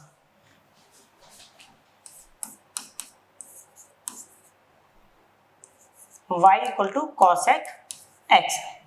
सबसे पहली बात कि ऐसा करते हैं, पहले इसके लिए टेबल बना देते हैं,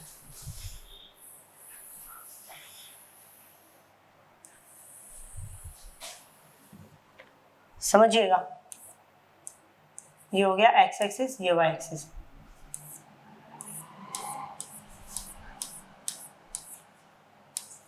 जीरो, 90, 180, 270, 360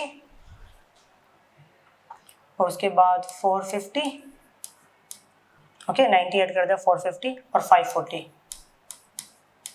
बस इतने से काम चल जाएगा यहाँ पर। अब आ जाते हैं नेगेटिव की तरफ, -90, -180, -270, -360, -450 और -540, और बस इतने में ही काम चल जाएगा। सबसे पहली बात, जो कोसेक एक्स फंक्शन होता है, ओके, उसकी वैल्यू 0 डिग्री पर कितनी होती है, बस साइन, देखो साइन की वैल्यू निकाल लेते हैं, फिर उसका उल्टा कर लेते हैं। साइन 0 पे कितना होता है, 0 होता है, तो ये भी 0 होगा, सॉरी ये इन्फिनिटी होगा, दैट ये इन्फिनिटी होगा, क्लियर। अगर ये इन्फिनिटी है तो ये भी क्या होगा, इन्फिनिटी, ये भी क्या होगा, इन्फिनिटी, क्योंकि इसका रिलेशन, इसके ये सारे के सारे एक फैमिली वाले होते हैं, क्लियर, तो ये भी क्या होगा, इन्फिनिटी। अब और यहाँ पर भी वही सेम फैमिली चलती है, ये भी इन्फिनिटी, ये भी इन्फिनिटी, ये भी इन्फिनिटी, ओके। अब उसके बाद ये देखना है, जो साइन की वैल्यू होती है वो 90 पे कितनी होती है, 1, तो यहाँ पर भी 1, यहाँ पर -1, यहाँ पर +1, यहाँ पर 1 थी तो यहाँ पर -1, यहाँ पर +1 और फिर नेक्स्ट है -1, ओके। अब समझेंगे यहाँ पर इसका डोमेन और रेंज में निकाल लेते हैं। अगर मैं डोमेन की बात करूँ, जो कोसेक एक्स फंक्शन होता है उसका डोमेन, ओके, और रेंज। डोमेन के लिए तो बस ये देखना है कि हमारा जो फंक्शन है उसकी नेगेटिव वैल्यू कब कब है, सॉरी इन्फिनिटी वैल्यू कब कब है, कब कब होती है, जब 0 डिग्री, 180 डिग्री, 360, जिसको कि हम बोलते हैं n पाई, और n जो है यहाँ पर क्या है, वो इंटीजर है। क्लियर? चलो, और रेंज की अगर मैं बात करूं, यहाँ पर जो रेंज होगा वो होता है रियल नंबर में से माइनस करना है -1 और 1, ओके, एक्सक्लूडिंग बोथ। अब बनाते हैं इसका ग्राफ। इसका ग्राफ काफी केयरफुली बनाना पड़ता है। देखना, ये आ गया y एक्सिस और ये हो गया हमारे पास नेगेटिव y एक्सिस। ये x डैश, ये x, 2 हो गया π/2, पाई 3 π/2, 2 पाई,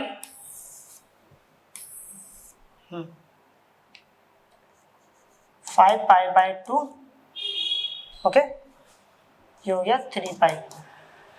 अब इधर आ जाते हैं।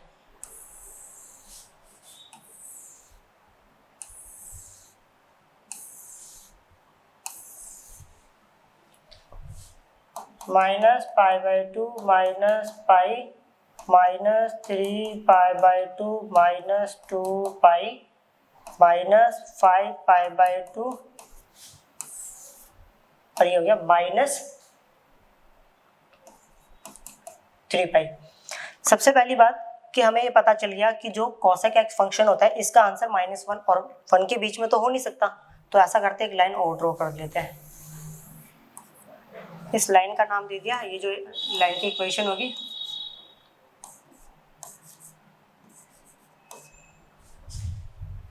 और एक लाइन यहाँ ड्रॉ कर लेते हैं।